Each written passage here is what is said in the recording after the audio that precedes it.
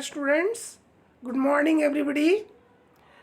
Welcome back to Learn Eco with Fun.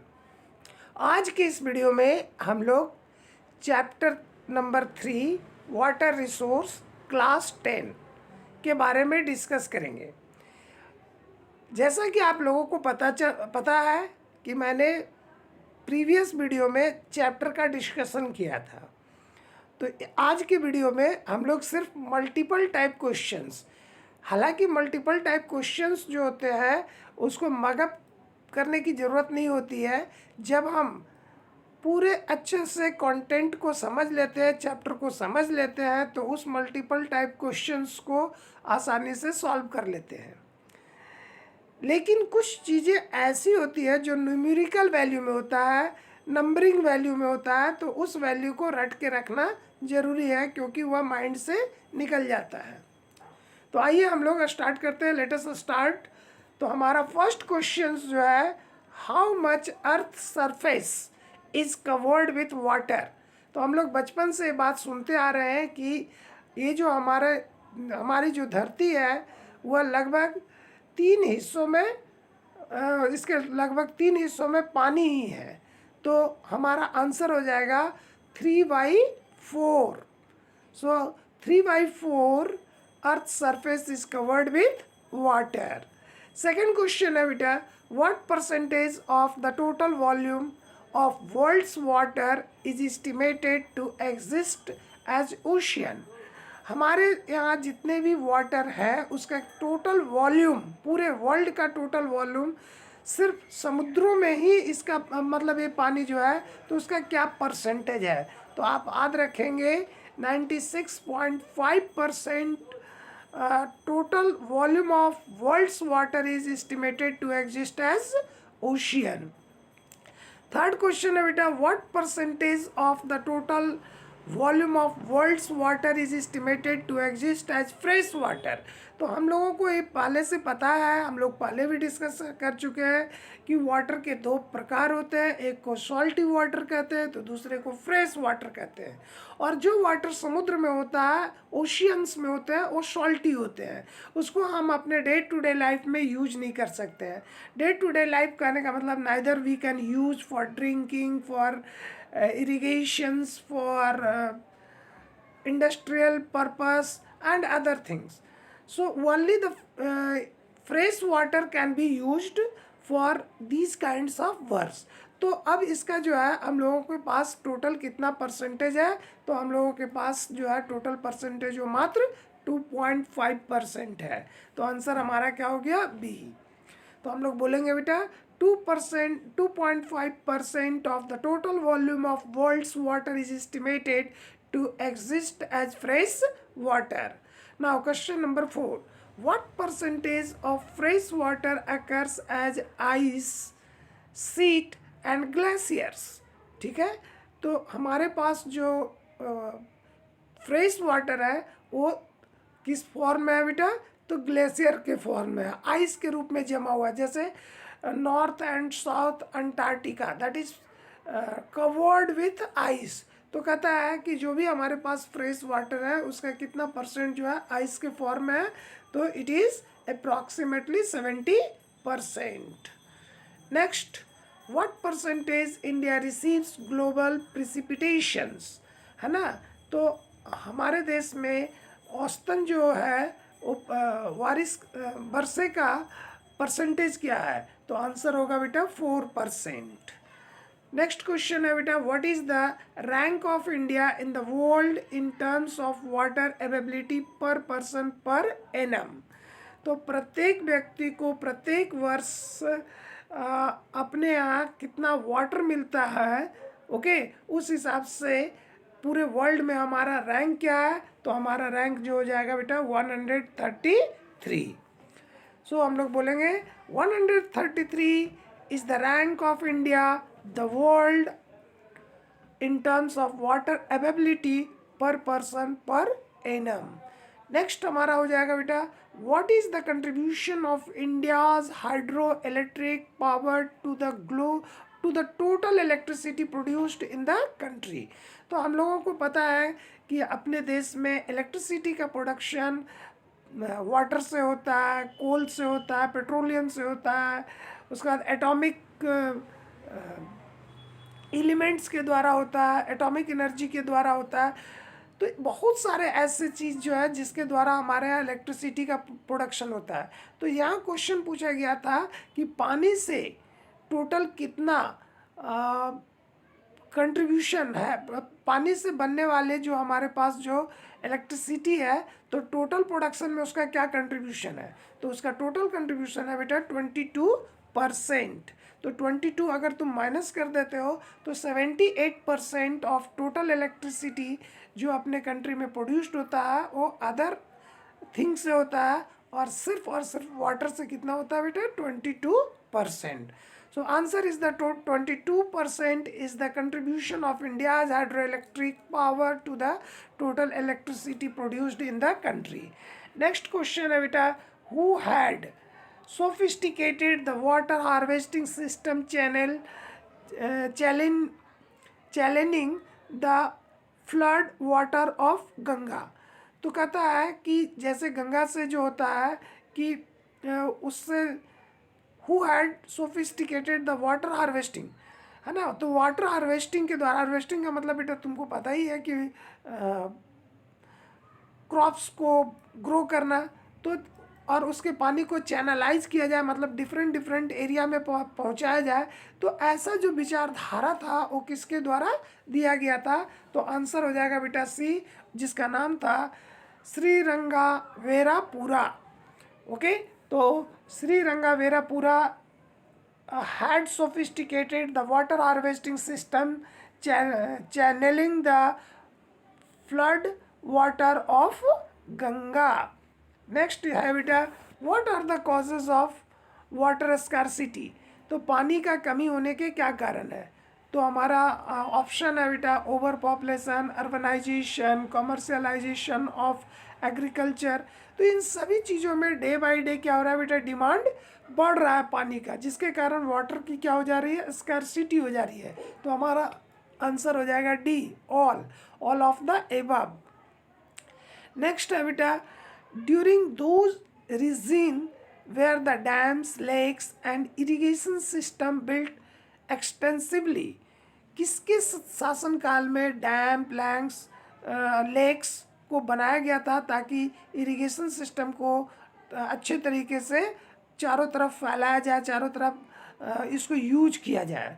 तो हमारे देश में बहुत सारे ऐसे किंग्स हुए थे जिनका मेन एम था कि एग्रीकल्चर को डेवलप करना। तो ये जो पहला जो वर्क हुआ था बेटा बिफोर क्राइस्ट, है ना, ईसा मसीह के जन्म के पहले आया था एक मौर्य डायनेस्टी। तो उसमें चंद्रगुप्त मौर्य के समय में ये जो हुआ था, सबसे पहले एक्सटेंसिव इरिगेशनल सिस्टम को डेवलप किया गया था। तो हम लोग आंसर बोलेंगे Chandragupta Maurya reign where the dams, lakes and irrigation system built extensively. तो आंसर हो गया सी। नेक्स्ट हमारा है बेटा, when was the largest artificial lake built. सबसे बड़ा मानव निर्मित लेक कब बना था। तो कहा जाता है कि in the 11th century first of all the largest artificial lake was built. तो आंसर हो गया बेटा मेरा डी। नेक्स्ट है बेटा, व्हाट वेयर गुल्स। गुल्स क्या होते हैं, ठीक है।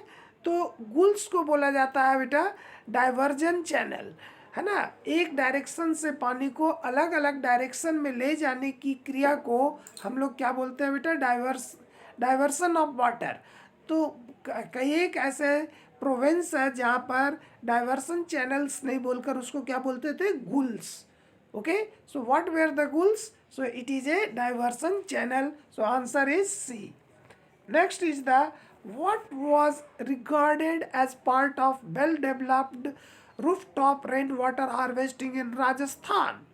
ठीक है, तो कहता है कि what was regarded as a part of well-developed rooftops। Okay, तो यहाँ पर हम लोग बोलेंगे कि रूफटॉप का जो पानी होता था वो मुख्य रूप से हार्वेस्टिंग के लिए यूज होता था राजस्थान में। उसको हम लोग क्या बोलते थे, तो उसको बोला जाता था बेटा कुल्स। उसको क्या बोलते थे, कुल्स। नेक्स्ट है बेटा, what was the other name for rain water in the semi arid and arid region. Okay, तो रेन वाटर जो है उसको अक्सर राजस्थान में ही बोला जाता था कि what was the other name of for rain water. Rain water का दूसरा नाम क्या था उस क्षेत्र में जहाँ पर बारिश बहुत कम होती थी, एरिड रीजन में, तो उसको बोलते थे बेटा पालर पानी, और एक्चुअली ये यूज होता था राजस्थान में। नेक्स्ट हमारा है, तो आंसर इसका क्या हुआ बेटा, डी। नेक्स्ट हमारा है बेटा, which place in India receives the highest rainfall. अपने देश में सबसे ज़्यादा रेनफॉल कहाँ पर होता है, तो आंसर हो जाएगा बेटा मौसिन राम। ठीक है, तो मौसिन राम एक जगह है जहाँ पर सबसे अधिक बारिश होती है, जो चेरापूंजी में ही है, लेकिन वो पर्टिकुलर प्लेस का नाम है बेटा मौसिन राम। नेक्स्ट हमारा जो क्वेश्चन है वो है, where is the rooftop rainwater harvesting most common. मुख्य रूप से रेन वाटर हार्वेस्टिंग आसानी से तुम किस राज्य में आसानी से इसको देख सकते हो, तो इसका आंसर हो जाएगा Meghalaya. Okay, that is a totally north east area है, हिली एरिया है, तो वहाँ पर रेन वाटर हार्वेस्टिंग जो है, रेन के पानी को लोग चैनलाइज करके अपना क्या करते हैं बेटा, एग्रीकल्चरल वर्क करते हैं। तो Meghalaya is roof top rainwater harvesting most common. कहता वेयर, तो वेयर में हम लोग डाल देंगे Meghalaya. Okay, so in Meghalaya roof top rainwater harvesting most can be seen commonly. Next है बेटा, which state has made rooftop rain water harvesting compulsory for houses across the state। ऐसा कौन सा स्टेट है जिसने इसको कंपलसरी बना दिया कि नहीं, आपको अपने घर में रेन वाटर हार्वेस्टिंग करना ही है, मतलब पानी को संग्रहित करना ही है, तो वह जो स्टेट है बेटा वो है Tamil Nadu. So it is compulsory for all the house holds. तो आंसर हो गया बेटा यहाँ पर हमारा तमिलनाडु। नेक्स्ट है बेटा, the major source of fresh water in India is. तो हमारे देश में फ्रेश वाटर का सबसे ज़्यादा सोर्स कहाँ पर है, तो आंसर हम लोग बोलेंगे ग्राउंड वाटर, क्योंकि अपने देश में अधिकतर लोग कौन सा वाटर यूज करते हैं बेटा, ग्राउंड वाटर को अपने एक्टिविटीज़ को फुलफिल करने के लिए। नेक्स्ट है बेटा, which one of the following is not cause of water scarcity. तो ऐसा कौन सा है जो वाटर स्कार्सिटी को क्रिएट नहीं करता है, तो रैपिड ग्रोथ ऑफ पॉपुलेशन, तो जितना ज़्यादा पॉपुलेशन होगा उतना ज़्यादा पानी का डिमांड होगा, so it is not correct. Uneven distribution of water resources, ठीक है, तो ऐसा भी देखा गया है कि जहाँ पर जो हमारे पास इक्वल जो है रेनफॉल नहीं होता है, in some state it is very high, in some state it is very low, so where the it is very low it may create the problem of water. Next है बेटा, construction of dam and reservoir. तो जिस क्षेत्र में अगर dam बने हुए हैं तो वहाँ पर हम लोग पानी को कलेक्ट कर सकते हैं, वाटर को कलेक्ट किया जा सकता है, तो वहाँ पर स्कार्सिटी की समस्या नहीं होगी।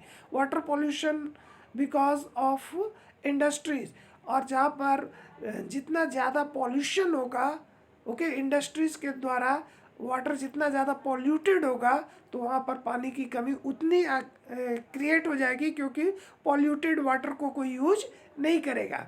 तो आंसर होगा हमारा, विच one of the following is not the cause of water scarcity. तो कौन कॉज क्रिएट नहीं करता है, तो आंसर क्या हो जाएगा, construction of dams and reservoir does not creates water scarcity. Next question हम लोगों का है वो है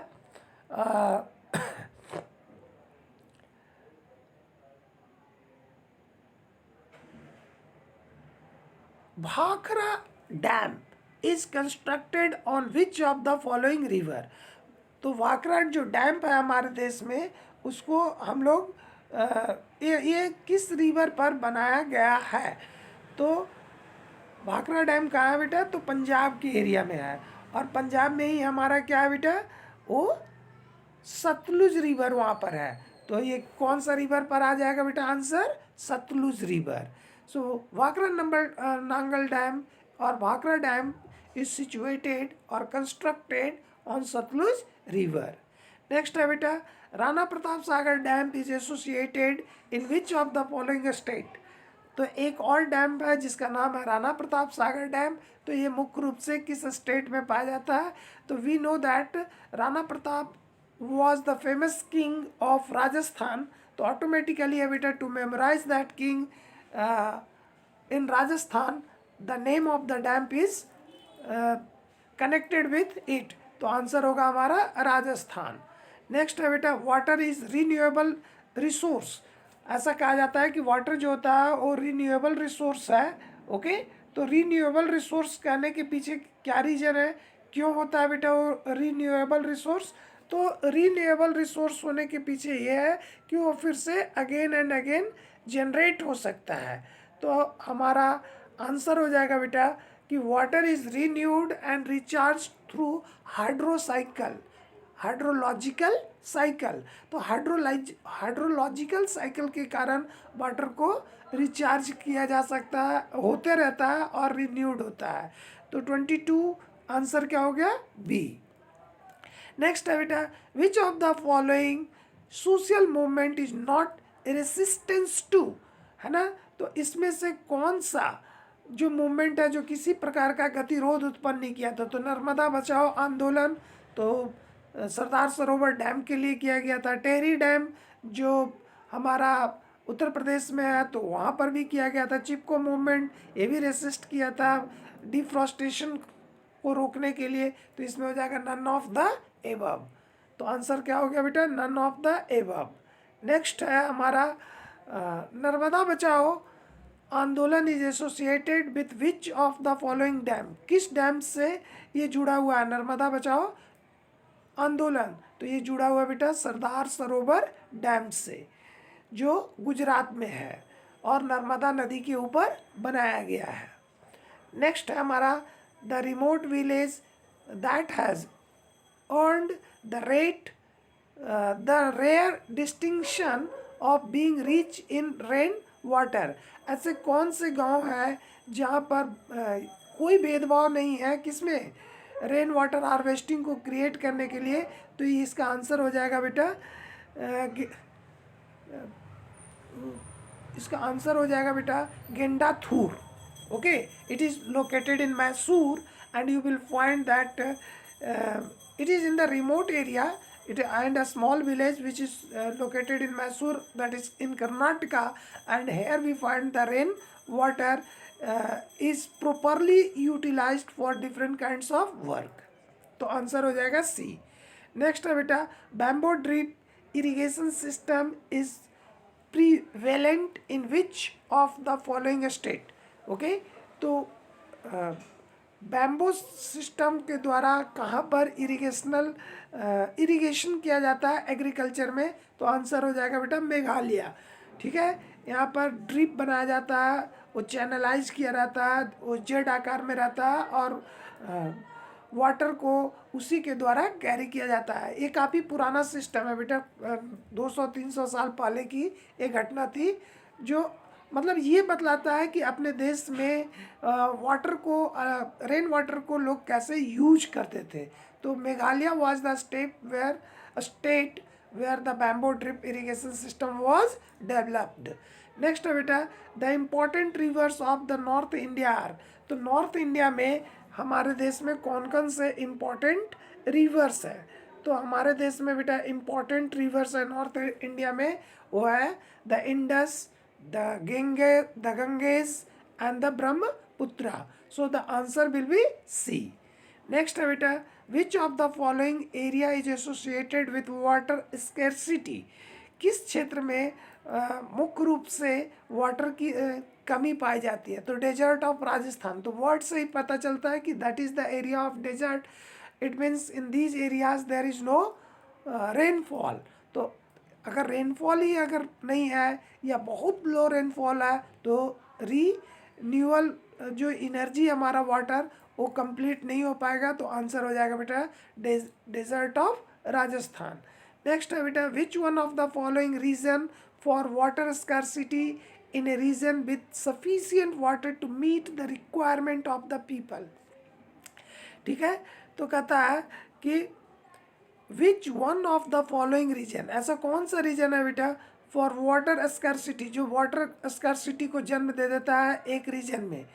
तो ह्यूज पॉपुलेशन तो होगा ही, रेनफॉल भी होगा, पावर रिक्वायरमेंट के लिए जो अगर पानी यूज करते तो भी, लेकिन उससे भी सबसे ज़्यादा पॉल्यूशन।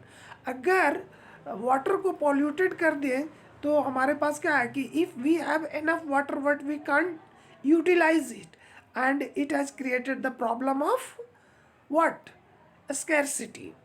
नेक्स्ट है बेटा which of the following problem arise due to water pollution, water pollution से क्या होगा बेटा, वाटर बॉर्न डिजीज हो जाएंगे। नेक्स्ट हमारा है कि विच of the following hydraulic structure is not features of an ancient time. तो हाइड्रोलिक सिस्टम से हम लोग वाटर को रीजनरेट करते हैं, रिचार्ज करते हैं। तो एंशियंट टाइम में, पुराने समय में ऐसा कौन सा सिस्टम था जो उस समय नहीं था, तो उस समय बेटा multipurpose river valley projects available नहीं थे। नेक्स्ट हमारा है विच of the following hydraulic structure is built in the river basins, है ना। तो रिवर बेसिन्स में कौन सा हाइड्रोलिक स्ट्रक्चर्स को डेवलप किया गया है, तो हम लोग बोलेंगे रिवर बेसिन में मुख्य रूप से वाटर हार्वेस्टिंग सिस्टम को डेवलप किया गया है। नेक्स्ट हमारा है it is predicted that nearly 2 billion people will live in absolute water scarcity by, ऐसा प्रिडिक्शन हुआ है कि फ्रॉम द ईयर 2025 तक 200 बिलियन पीपल को पानी नहीं मिलेगा, they will face the problem of water scarcity. तो ये किस ईयर तक ये संभव है, तो प्रेडिक्शन में कहा गया बेटा 2025 तक this situation will come, so answer will be C. Next है बेटा in which century the tank in Hauz Khas, जो दिल्ली में है, was constructed by Iltutmish for supplying water. ठीक है, तो वाटर को सप्लाई करने के लिए दिल्ली में एक बड़ा सा रिजर्वायर बनाया गया था, टैंक बनाया गया था जिसका नाम था हौस खौस। ठीक है, तो हौस खौस जो बना था वो कब की घटना है, तो ये 14th सेंचुरी की है। ओके, तो this was developed in the 14th century. Okay, thank you, and try to mug up all these. These are the important questions. It will help you to understand the chapter. Thank you.